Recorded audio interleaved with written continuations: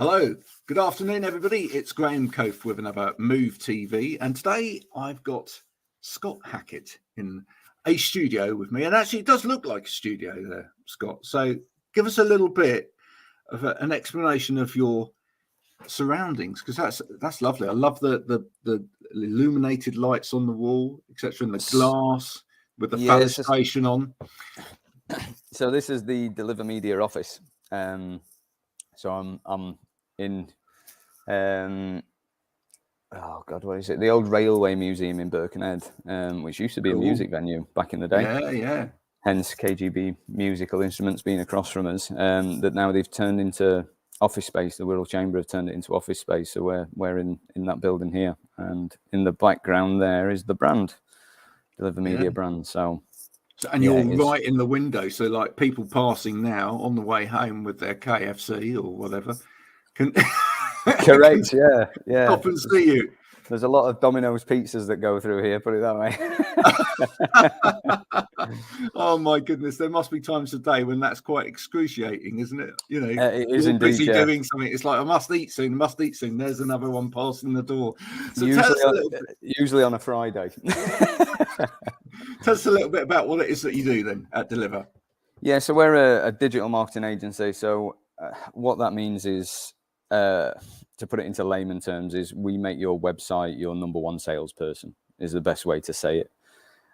So what we do is look at ways that we can generate revenue through your website, whether that comes in it can come in two ways. So whether it comes from an e-commerce website where you actually sell a product and it's delivered, or whether it's actually generating leads, which is obviously a B2B side of things, where a customer would fill in some information because they want your service, and then you follow that lead up to then convert it into a sale.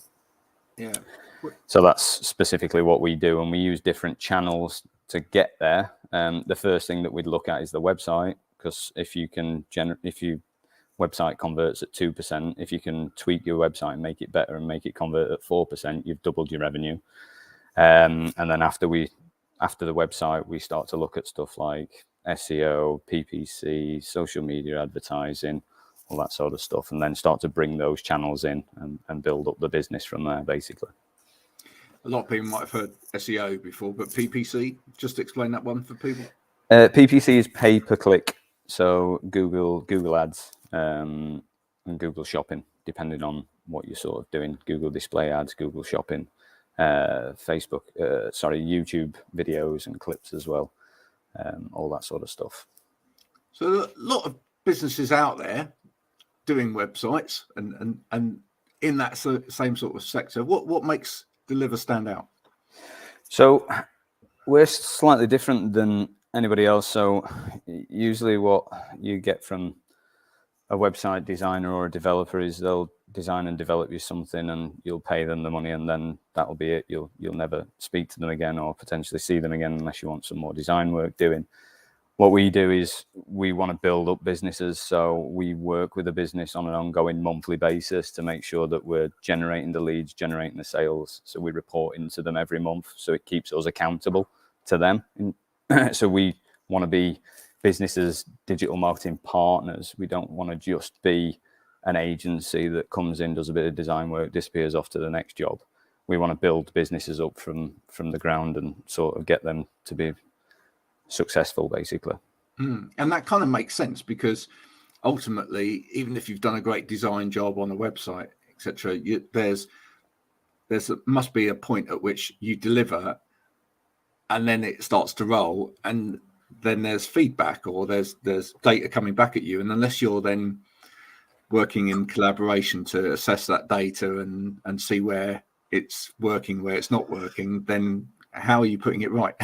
Correct. Yeah. So it's a lot of data. So a lot of data analysis, but there's a fine line between having a nice website and that actually converting into sales. So we always have to fight amongst the two. So there's nice website, and then there's good UX and good conversion. So you want a nice website that also converts. So there's a very fine line, because sometimes when you over design something, you lack on the conversion element. So you have to be, you're always walking a tightrope to get that correct and make sure that the conversion comes in, because at the end of the day, the conversion's the main thing. but you still want it to look good. It's a very interesting subject. I mean, I come from a background around accessibility and websites as well. So again, there's that whole element of over design that sometimes you actually stop a whole group of people being able to access it, full stop, because Correct. you just can't, they can't even see what's going on.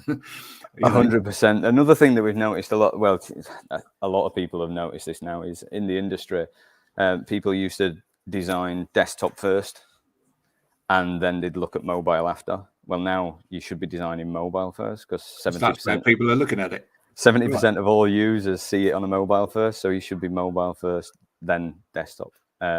It's really funny how the industry's changed from that respect as well. Yeah. So the responsiveness goes the other way, as opposed to yeah, exactly, the responsiveness and the usability. So the other thing is like where your thumb's placed on the phone. So where do you put the buttons? Well, the buttons should always be at the bottom. The call to action should always be at the bottom. There's little things like that. All that details like UX stuff, but it all comes down to conversion and what people expect and what people need are wanting to do on those devices, and that all comes down to conversion rate. So do you use tools for that to kind of? Yeah, there's various tools that you can use for mapping and seeing what's happening and what people are clicking on and where people are coming from. And what they're doing when they're on the pages, because that's quite specific. We need them to do something when they get there, and if we'll look at bounce rates and stuff like that and see where they're going and which pages are disengaging the user, and if so, we'll start to map that and start to look at what they're actually doing when they get on that page. There might be something fundamentally wrong with that page on a certain browser, for example, and then that needs to be addressed and assessed. Is there a kind of client out there that typically comes to you and says, I don't think I need a website, but actually you know from experience that they do? Yeah, it's quite difficult sometimes, because there's sort of like a taboo in our industry that I always get this from people. They always turn around and go, oh, we've had somebody like you come before and say they can do this, but they promised us the world on a stick and they never delivered. Hence the name Deliver came from. And right. I sort of looked at it and sort of thought, well, no, it's because they've done it wrong and they've not looked and assessed it properly and gone the right way about doing it. They've just said they can do it and actually they can't. And I always have that ongoing battle with potential new clients to explain, look, this isn't this, and I'll present them with the data to show that it's there. You can earn money by doing this, and this is how you need to do it.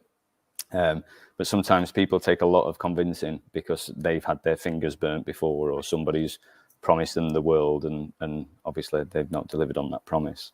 Yeah, I totally get it, because from a marketing perspective, and that's my background as well, it's exactly the same. And it has to be, as far as I'm concerned, it has to be a relationship. You have to develop a relationship with the client, and you have to realize that you're both on a journey together with that account. You need to learn from them, they need to learn from you, and you both need to be learning as you go on, just what's happening in terms of audience response, and things change all of the time. That's another thing that I find really interesting, which is that a lot of people almost have it in their head that they can do something once in business, and that, as you said almost earlier, develop a website and that's it. That's the be all and end all of it. But everything's changing all the time.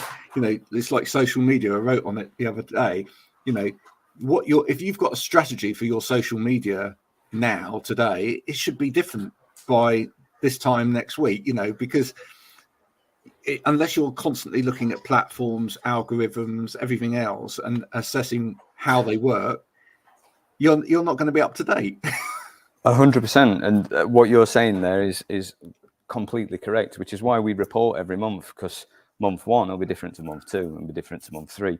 Not only that, certain products will sell certain times of year, so you need to change and move and adapt, and there'll be trends and various other things that are happening. So if you're not constantly monitoring and tracking that sort of stuff, you don't know. You're just sort of licking your finger and sticking it in the air and hoping that you're doing the right thing. But if you follow the data and see what the data is saying, Well, it can't be wrong, really, because it's telling you what you need to be doing. Is that actually what we've got these days? We've just got a huge amount of stuff up in the ether, but actually a lot of it is just not worth being there, really. Yeah, well, it's a tricky one, really. I was having a conversation the other day about social media platforms, and I went and saw a talk from Marcus Sheridan. I don't know if you know him, and they said something that was really interesting, which after it I came away and thought, yeah, they're right in saying that, and that's probably a good way to look at it. And they were saying about social media that if you put a post out on Facebook or Twitter or Instagram, it's got a shelf life, because gradually it's there for a minute, and if people react with it and interact with it and like and comment, it'll stay there for a bit longer. But eventually it'll go down your feed and it'll be nothing, and it'll never get interacted with again. And it's basically non-sustainable. So you have to keep putting stuff out there constantly, whether you're sending the same messages out. But then there's other platforms that are better, like Pinterest, because it always sticks around, YouTube, because it always sticks around. Once it's out there, and people can access it through a search engine. Whereas social media, it tends to go there and then disappear. And it's a really good way to look at things. So they were saying that you can use those as a testing ground for how people interact with you more, and the sort of impression rate. And then if you're getting good response from it, you can then use it to start pushing out as adverts, because you know it works. So it's like a testing ground before you start physically putting money into it. Oh, no, totally agree. I mean, I talk to clients about activity, because a lot of the clients that I speak to come in and they talk about, oh, we need posts on social media, right? Social media, it's like fill the holes. You know, we're people are on there, especially on a platform like LinkedIn. They're on there 5 days a week. At the weekend, they might filter in or not, but during that working week, they're on there. They're looking for some answers for their business, and we just need to fill those holes up so that there's something there.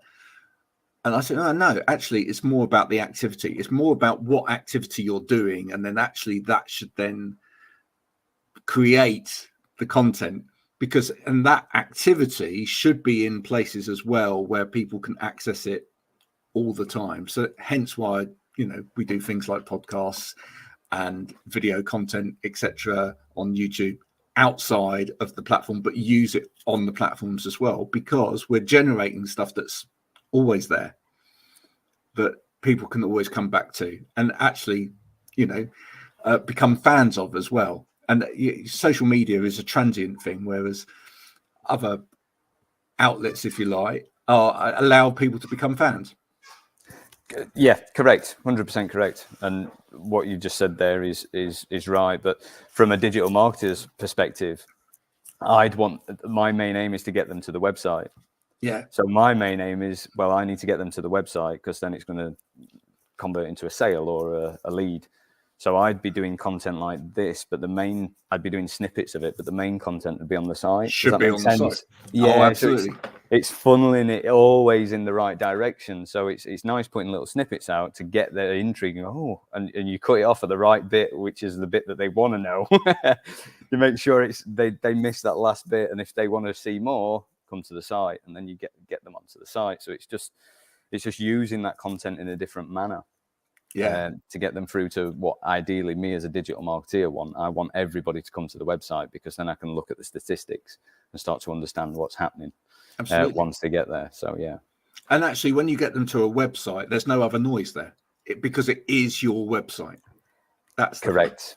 Yeah, it's all branded up with your stuff. It's got all your colors on there, and again, that comes down to brand recognition. The more you start to put it out there, similar with what you guys are doing with Move TV, for example. It's getting the brand out there constantly by putting stuff on. Yeah, absolutely. I mean, no, and that's important. And I would say for any business, it should have a website, regardless of whether you're on social media, etc. Because, you never know what's going to be there tomorrow. Someone might buy it, for example, who likes cars, and it might not be the same in the future. I'm just saying, platforms get bought by people, and they do change. So you have to keep note of that. You just don't know whether you've got lack of control when it's in a social media setting, but you can Yes. always control your website. Absolutely. So it's spot on, sir. 100%, yeah. And technology moves as well. So the website needs to evolve through time. It never stays the same. A website should gradually evolve as tech gets better and more advanced and quicker and so on and so forth. That should always change as well. It should never be sort of stuck in the mud. It should always move forward with with technology. Yeah. Do you feel we've kind of gone through a little bit of a curve with websites in that we got to a point where they became sort of like overly fussy with sort of animation and little engines running at the front end of them, etc. And we've kind of stepped back a little bit from that now because we just realised that nobody likes looking at a screen where nothing's happening at the moment. Yeah, well, I was of the era, so I've been in the game a long time, but I was around when they used to use Adobe Flash. And they used to build a whole website out of Flash, and it all used to be animation, and you all used to be doing all sorts of stuff. But now technology has come on that far. You can use CSS and to do animation for you, which is actually like really good, really quick. It's indexable by Google, all that sort of stuff.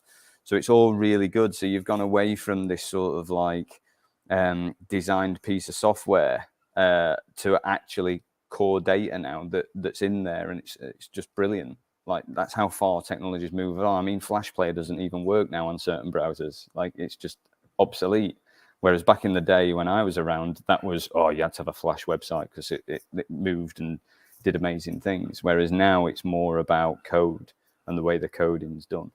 And the cleaner you keep that code, the better Google likes it as well, because it's faster on the servers and so on and so forth. But there's all these sort of parameters that a lot of people don't think about. Google now takes a lot of stance on site speed, load times, and duplicate content and all this sort of stuff. So you have to be very clever in the way that you're building and constructing your websites as well. That's a really good point. And so, if we've got people out there who are thinking, well, I'm not still using Windows 97. The NHS are. yeah, there are a few actually. Yeah. But we've got, we've moved on technology-wise. We've got the modern machines in here. We've got Surface Pros and everything else.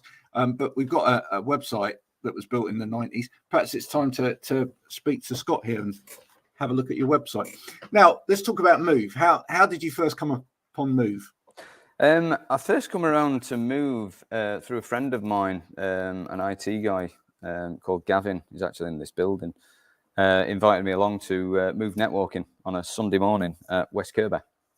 So I went to that, got myself over there, really enjoyed it, and then started doing Move networking every Sunday. I'm originally from Sheffield, so sometimes I go back to Sheffield to see the family, so I can't go every Sunday. But when I'm here, I do try my best to go every Sunday because it's really good. It just sets you up for the day. You sort of get up Sunday morning, walk around the marina 3 times, go and have some breakfast, and I'm home by like 9:30, and then on with the rest of my day. And it just sort of sets you up for the rest of the day. I then met Mark, started to get to know Mark, and then I met Andrea and got to know Andrea. And then I started on the Move Elite as well recently, which is really good. So I started on that last month and just going through the Move Elite as well, which is fantastic. I went to the Christmas do, which is really good as well. Yeah.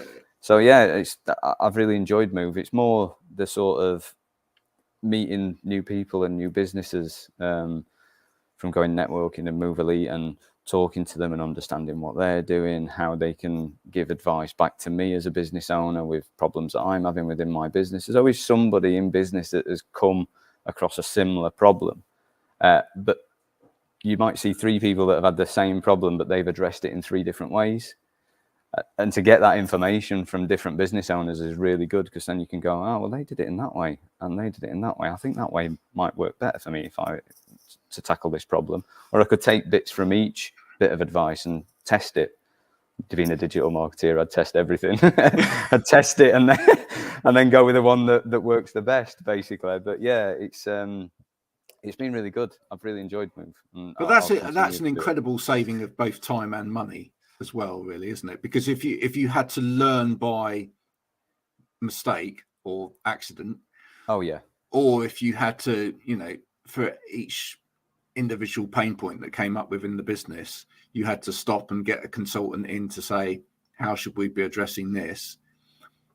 That becomes incredibly costly.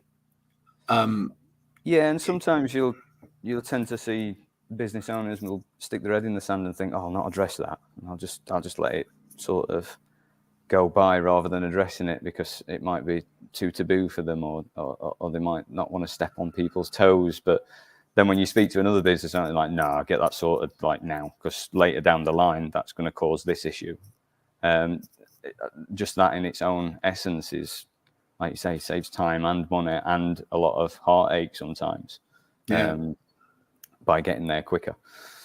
Well, we had that in our own move meeting this morning. There was one conversation that somebody brought up, and there was a pretty much consensus view across the board as to this is the way to go on this. And I think that was real affirmation for that person to then go, actually, yeah, I was looking at this in two different ways, but actually being able to hear it from very different people, very different backgrounds, all saying, yeah, this is pretty much the way that we all would see this, probably has now made them think, well, okay, that's probably how I should look at this for the time being.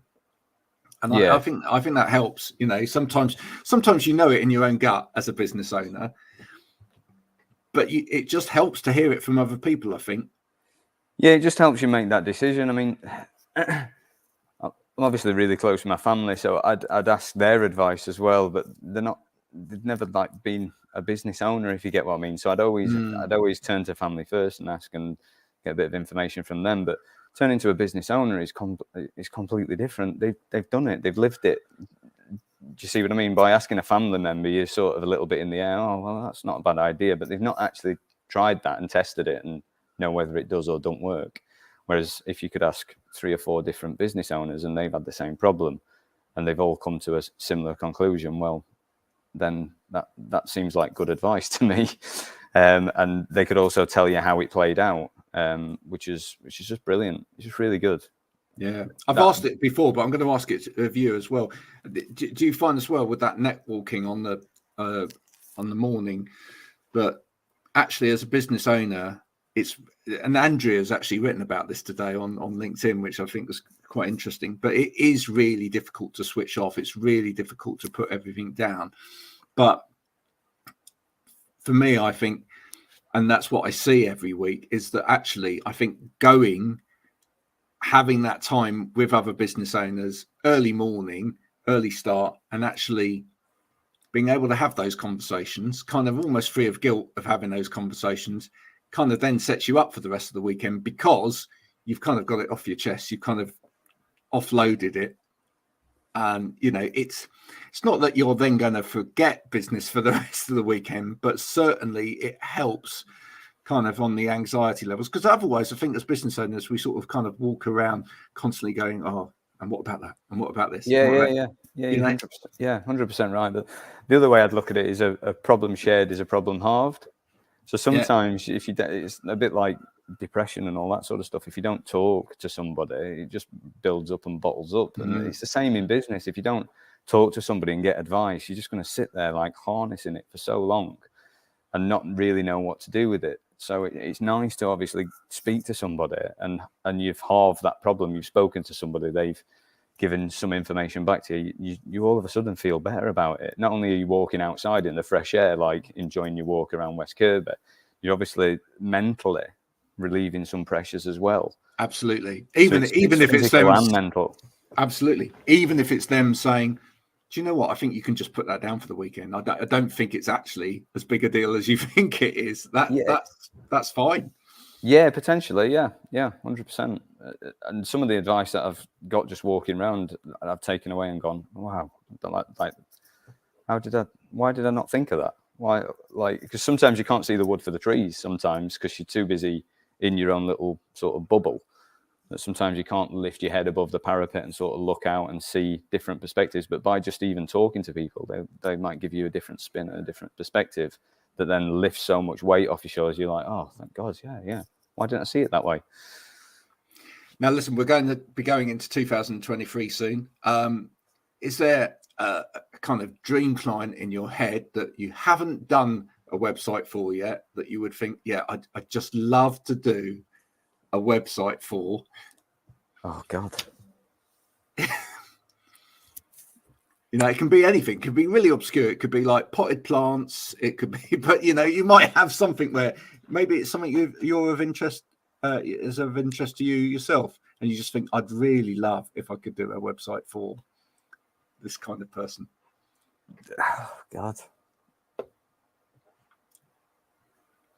I've put him on the spot there. Look. Yeah, there's yeah, because there's so many. What do I pick? I mean, I could pick motorbikes. I could pick like some sort of celebrity. I could pick a fashion brand. There's like so many I'd love to do. Yeah. Would you quite like to do a celebrity? I probably would, just so I could see what the data's like. I'd love to see the data. Do you know what I mean? I'd just love to see what the data is and where the traffic's coming. Well, it'd be off the charts, but also like it'd give you like, where's it coming from? Like, is it coming from referrals? Is it coming from direct? Is it coming from organic? Is it coming from and what are the keywords that are coming through? Like, there's loads of stuff. It'd just be so intriguing. I think for me, what I get the most enjoyment out of is taking a small business and building it up to be a bigger business, if that makes sense. So it's taking that business and building them up rather than sort of taking a customer and going, this is one I'd love to work for, like Harley Davidson or something like that. God, I'd love to work for Harley Davidson because I like motorbikes. Yeah. I wouldn't get as much satisfaction from that as I would, I don't know, Steve the builder around the corner, and I did his website and it just changed his life and it's bringing in millions of pounds in. That's where I'd get my satisfaction, that I've bettered his business and helped him get somewhere. I was going to say, do you get a little bit like me? Do you get quite excited by something that's innovative that you can see has got great potential to help lots of people, and you think, do you know what? If I can really help that business take off, that would just, because that's a game changer. 100%, yeah. And there's certain businesses that I've done and been doing work for, and I'm just so happy that they're doing well. I just love reporting to them. At the end of every month, I'm like, I can't wait to do this report because they're going to be so chuffed with these results. Just little things like that. Just make my day. Making other people more money, it means I'm doing my job correctly. Yeah. You know, I saw one in particular that I liked this year. Was a company that sort of really managed to help in that kind of working space area, because hospitality, etc., had such a bad time of everything with the pandemic, and there was a company that set out and created a new app and a new website, etc., to help those hospitality areas that had struggled book out their spaces as working areas for people that just want drop-in spaces all over the country to drop in and work on a ad hoc basis. I just thought that's so brilliant. It's such a clever idea as well. It's completely needed, but it's helping out an industry that's on its knees as well. When you see things like that, you think that's brilliant. Yeah. Anything like that, it's absolutely fantastic. Saving time, saving money, all that sort of stuff. Green stuff. I'm doing work for a company at the minute that take old boiler parts and they recondition them to make them new again, in theory. That's fantastic. And then they sell them back. So the person who's repairing the boiler sends the part back, gets money for sending that part in, gets a refurbished part that's the same as a brand new part and the same warranty, so they get it at a cut price. So they're making money by sending the part back. They're getting the part cheaper because it's refurbished, fitting it into the boiler, and they're still getting a year warranty. And that to me is absolutely fantastic, because they're just recycling the parts constantly. So it's efficient. It's so good for the environment. The whole ethos of that company for me is fantastic. That is brilliant, absolutely brilliant. Now, listen, if people want to get a hold of you, they want to chat about websites. Where's the best place? Delivermedia.co.uk. There you go. A website. Any it had to website? be. Yeah, yeah, it had to be a website. I want to know the data, who's coming through. Exactly. Yeah, Scott, you can also find us on Instagram, Facebook, LinkedIn. But yeah, but look at the website, because look at the website. That's what they do. I mean, it makes Exactly. sense, right? If you're going to talk websites with people, look at the website. I mean, you know, that's Look at the their, website. that's their business card. That's their calling card. Scott, it's been an absolute pleasure talking to you today. Thanks for joining us on Move TV. And I hope people do connect with you and find out a little bit more. Until next time, this has been Move TV with me, Graham Cofe, and Scott Hackett. Bye for now. Cheers, Graham. Thank you. Bye-bye. Bye-bye.